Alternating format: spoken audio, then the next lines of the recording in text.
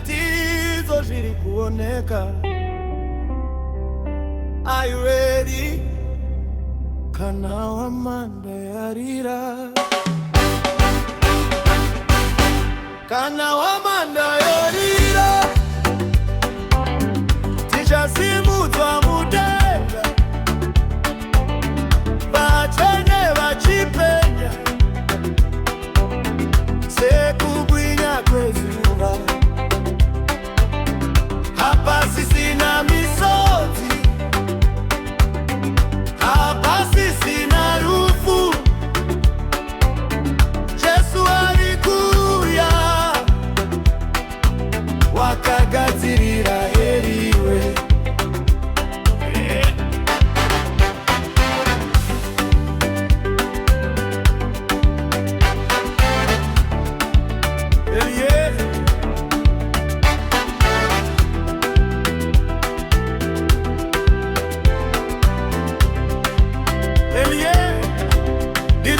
Zviratidzo mumhepo nemunyika, hondo, nzara, vanhu vasisina rudo chevo.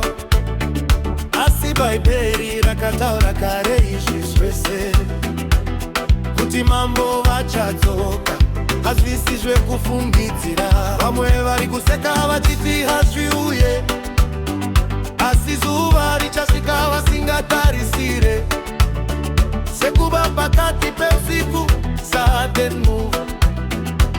Uchada kumhanya asi nguva yacho yapera. Ndiri kurarama ndiri ready, ndichichenesa moyo, handidi kusiwa kana vatsvene vosimudzwa.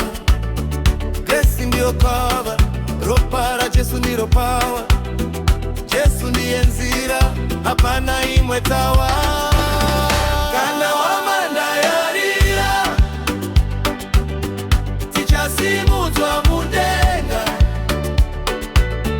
vatsvene vachipenya sekubwinya kwezuva. Hapasisina misodzi, hapasisina rufu, Jesu alikuya wakagadzirira heriwe.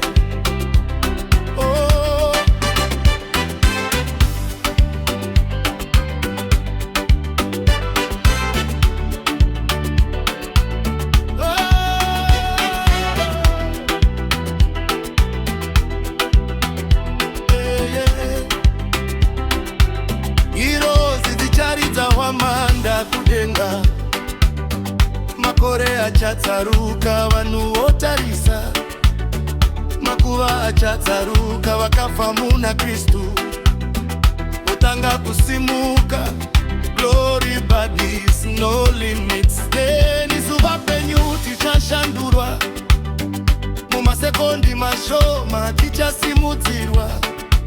From earth to heaven, no delay, meeting in the clouds that glorious day. So my brother, my sister, gadzirira, oh. Ramba wakamira usaja, nyasha tiripo asi nguva iri kupera. Usarase chance, denga ndiro